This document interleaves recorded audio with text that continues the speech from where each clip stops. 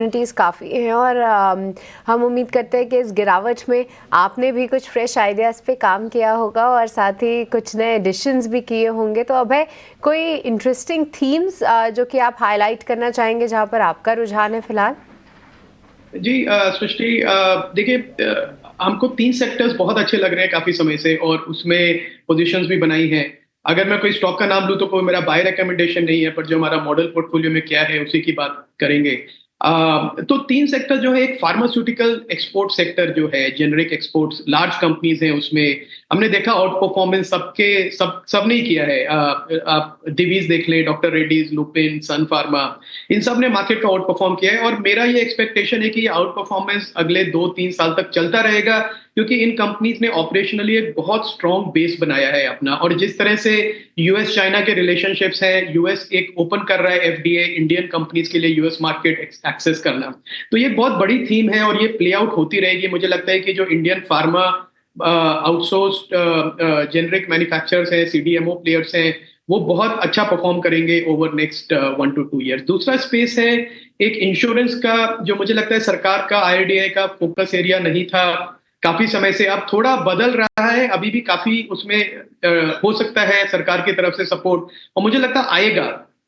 तो उसमें जो भी हमारे लीडर स्टॉक्स हैं इंश्योरेंस में, कंसोलिडेटेड इंडस्ट्री है, ज्यादा नए प्लेयर्स नहीं आ सकते अभी, तो एक इंश्योरेंस सेक्टर अच्छा है। तीसरा एक है जो डोमेस्टिक सीडीएमओ है, ये थोड़ा मिड और स्मॉल कैप है सृष्टि। सो इसमें ऑलरेडी लिस्टेड कंपनीज हैं, जैसे विंडलास बायोटेक है, इनोवा कैप्टैब, एकुम्स।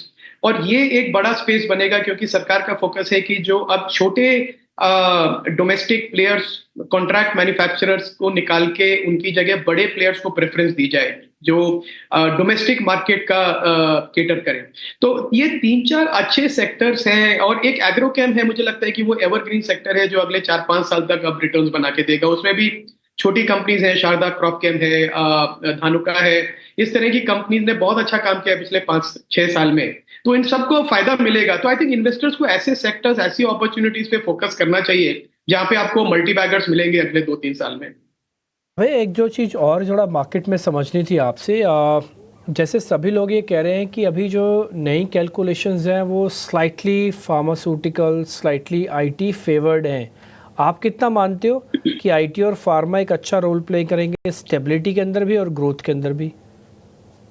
देखिए डिम्पी, दोनों जो है सेगमेंट्स, आई थिंक इन्वेस्टर्स का इंटरेस्ट इसलिए रहता है कि ये एक एक्सपोर्ट ओरिएंटेड हैं।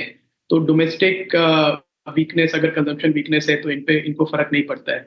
पर एट द सेम टाइम दोनों के अभी जो नियर टर्म प्रोस्पेक्ट्स हैं वो काफी डिफरेंट हैं डिम्पी। जो आईटी इंडस्ट्री पे मैं इतना बुलिश नहीं हूँ, क्योंकि जो गाइडेंस है मैनेजमेंट की वो अभी भी 2-3% के ग्रोथ की है, और वो चैलेंजेस इसलिए है क्योंकि वाइल यूएस मार्केट में पिकअप है डिमांड का, वो काफी कुछ जा रहा है नए न्यू एज कंपनीज की, जो जनरेटिव एआई और एआई बेस्ड टूल्स लेके प्रोडक्ट्स बना रहे हैं। और जो हमारी कंपनीज हैं जो अभी भी टाइम एंड मटेरियल मॉडल पे फोकस करते हैं, फिक्स कॉस्ट प्राइसिंग पे फोकस करते हैं, वो प्रेशर में है। और वो प्रेशर दिख रहा है हमें, क्योंकि जो न्यू हेडकाउंट एडिशन है वो ऑलमोस्ट फ्लैट है या नेगेटिव है।